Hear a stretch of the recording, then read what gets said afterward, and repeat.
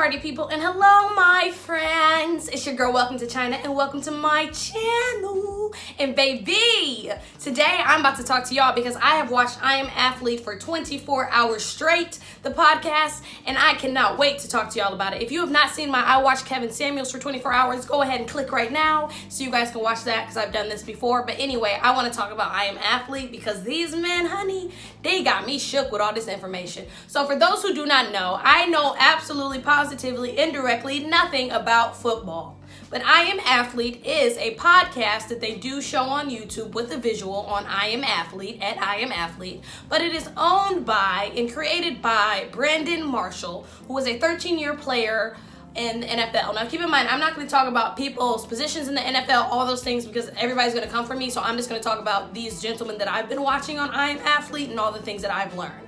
So the host and the co-creator, or basically the creator of all of this, is Brandon Marshall. Now Brandon Marshall is 36 years old. Also on there they have Fred Taylor, who is an old school football player. Absolutely love Fred Taylor. I wish he would talk more on the show. He is 45 years old. Then you have Chad Johnson, which is, I used to watch the Ocho Cinco show. I know about Ocho Cinco and Evelyn. I know too much about Ocho Cinco's life, but Ocho Cinco has had a very hard life. And you have Chad Johnson, the legend, Ocho Cinco, as well as Shannon Crowder, who is 37. Absolutely love Shannon Crowder. He a light-skinned brother, but he do not play, okay? Now, I think that he is, like, great. He's one of my favorites. So with that being said, let's get into it. So why do I like I Am Athlete, the podcast? A lot of reasons why I like it, and I think that it's really interesting, is because these men talk about not just football. They are having well-rounded conversations with one another. They're talking about mental health. They're talking about CTE. They're talking about football-related topics. They're bringing on other athletes of color and other athletes to have big and broad conversations. And what do I mean by that? Well, one of the first episodes that I ever watched was their episode that they had with T.O. Terrell Owens. So for those who do not know T.O., I knew T.O. because he used to have a TV show years ago on VH1, just like Ocho Cinco. So they're having open conversations with each other, and they're like, are you guys still cool? You know, they're really asking, like, really in-depth questions about the game and about personal life as well. In a lot of ways, like, athletes do not have this podium to almost really talk, because usually when athletes are talking, it's like a really big interview. It's nothing, it's like, you know, this is a podcast setting. It's a little bit casual. Everyone's dressed up. Everyone looks good, which I absolutely love about this, especially for black men. But with that being said, we don't get a lot of conversations and in-depth conversations with football players at all. And I know absolutely nothing about football. So me watching this and this coming up on my recommended page, I'm like, okay, I need to like learn more about this. So the other reason why I really like this is because they really talk about football related topics that are like up to date and things that I can like Google and relate to. Again, I don't watch football, but I absolutely love how they will bring the old players on. They're very open in talking about CTE. On the Mike Vick episode, they had a beautiful, beautiful episode with Michael Vick, and they started off talking about CTE, where they donate their brains to science. For those who do not know CTE, it is a horrible, horrible disease that football players get constantly for getting their head bashed, and it messes up your cognitive and your brain. And a lot of football players have hurt themselves or hurt other people around them because it messes up, you know, all the wiring in your brain, because they're constantly bashing their heads together. And they even proposed a question like, who's going to be crazy enough to do something? You have to be mentally insane. And that's what my boyfriend said, because he's a football player. To do this over and over again, like, you have to have something in your head. So CTE stands for chronic traumatic encephalopathy. You guys can look it up, but it's repeated traumatic brain injury. So constantly getting concussions, all those things. These men have worked very hard, and I always am a big football player. I'm always a big basketball girl. But after watching I Am Athlete, I have so much respect for football players and what they go through in their body, and also the aftermath of just creating a life. I also applaud and I absolutely love Brandon Marshall, who is the creator of the show and the whole I Am Athlete franchise. He's also creating other opportunities. He's having training sessions. He's actually doing recruitments. He's actually doing wherever the athletes go and they show off their skills. Again, I know nothing about sports, but he's creating opportunities, you guys can look it up, for other black athletes, and I absolutely love that. Let's keep going.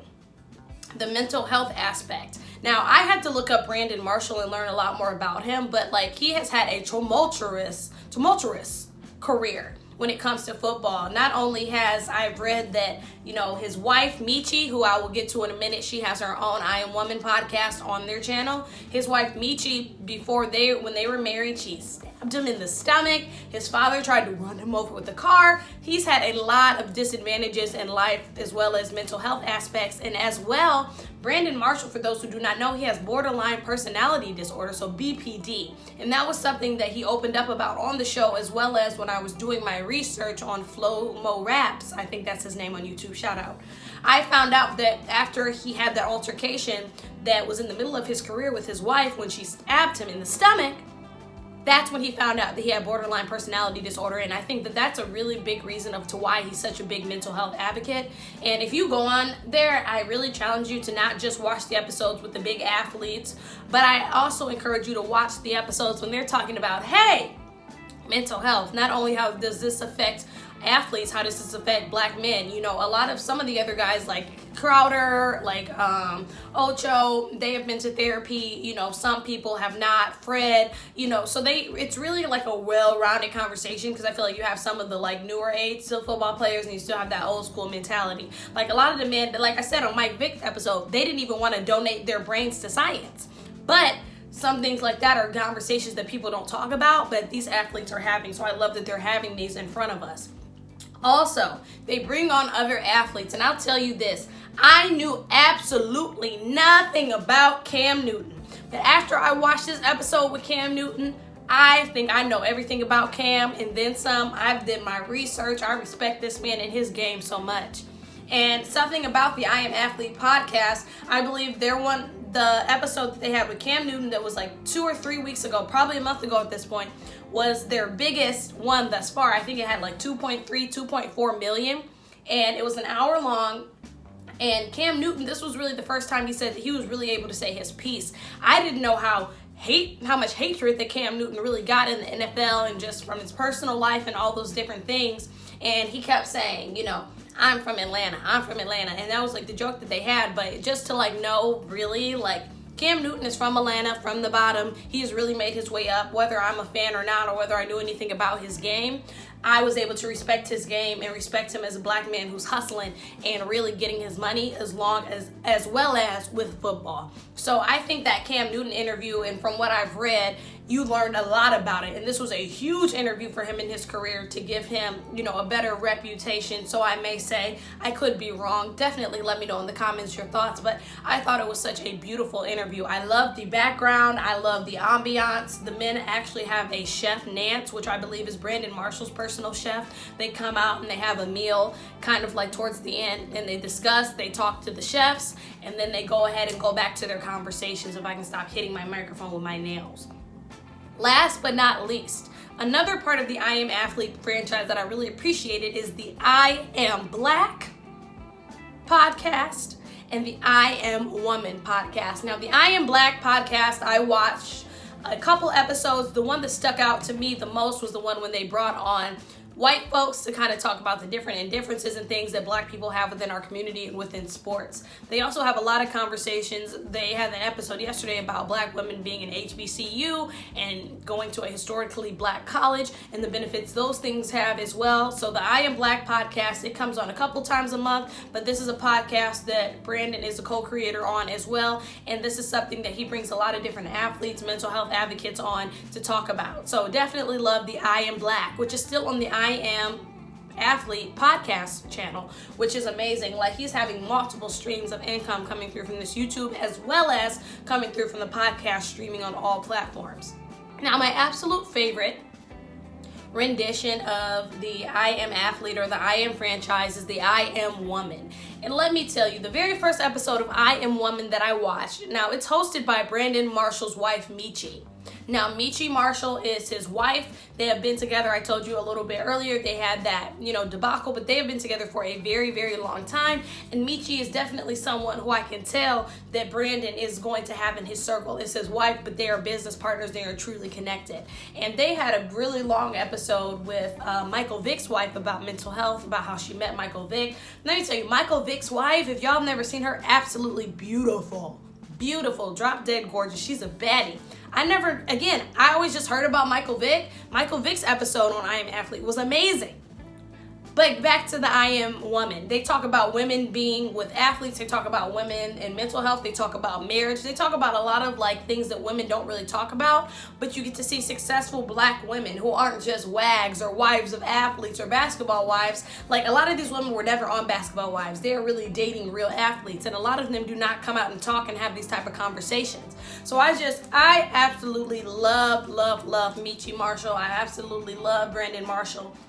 Also, some of my other favorites on the show is Chad. Absolutely love Chad Ochocinco. They always do the Ochocinco versus science. And I didn't know this, that Ochocinco believes just through genetic makeup and working out and being healthy, for the most part, you can still eat McDonald's and eat like crap. And the men go back and forth about whether you can eat McDonald's, whether you shouldn't. And Chad just always sticks to it. And he always has his like fiance there. It's just a beautiful ambiance. And you get to really like these people that I've watched, and even those who I do know, like the bigger athletes, like they always give everyone a fair chance, whether you're white, whether you're black. They always want to see things through, and they even talk about when things go awry or they have to have outer conversations. And the very last episode that I watched was the episode with Bubba Wallace.